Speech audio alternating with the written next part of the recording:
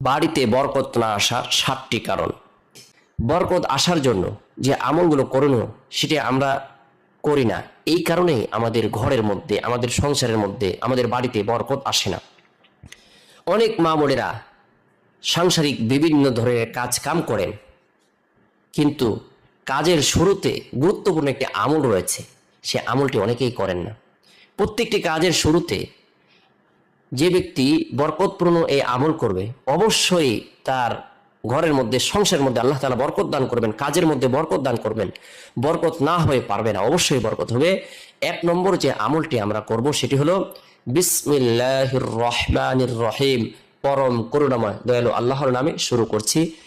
যারা কাজের শুরুতে, রান্নার কাজের শুরুতে বিসমিল্লাহ পড়েন না, ঘরে প্রবেশের শুরুতে বিসমিল্লাহ পড়েন না, পানি পান করার সময় বিসমিল্লাহ পড়েন না, তাদের ঘরের মধ্যে, সংসারের মধ্যে বরকত আসবে না।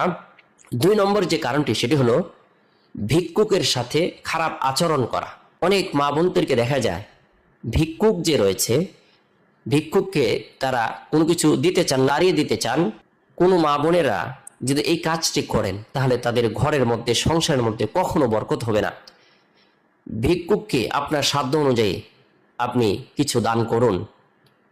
দানের মাধ্যমে আল্লাহ তাআলা বিপদ আপদ বালা মুসিবত দূর করে দেন। 3 নম্বরটি যে কারণ সেটি হলো মেহমানকে অসম্মান করা।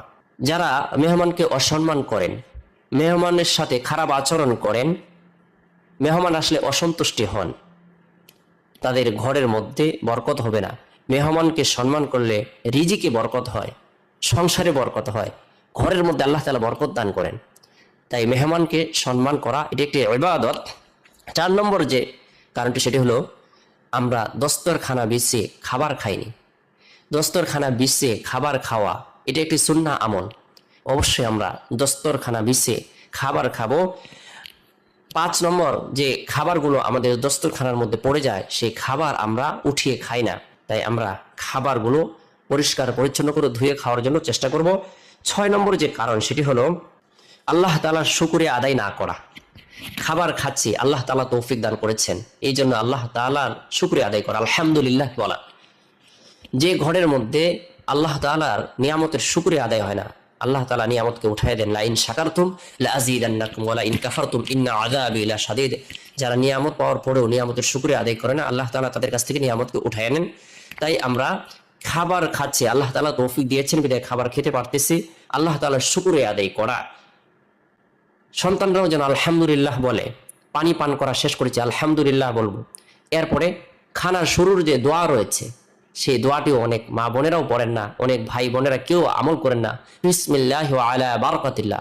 7 নম্বর যে আমলটি আমরা গুরুত্ব সহকারে করব সেটি হলো আল্লাহ এবং তার রাসূলের যথাযথ আনুগত্য করার জন্য চেষ্টা করব। সংসার থেকে অভাব দূর হবে, শান্তি আসবে, আল্লাহ তাআলা গায়েবী সাহায্য প্রদান করবেন, 4 দিক থেকে বরকত শুধু আসতেই থাকবে। তাহলে বাড়ির মধ্যে, ঘরের মধ্যে যদি আমরা প্রত্যেকেই আল্লাহ এবং তার রাসূলের অনুকরণ করি, আল্লাহ তাআলা 4 দিক থেকে বরকত প্রদান করবেন, অভাব দূর করে দিবেন।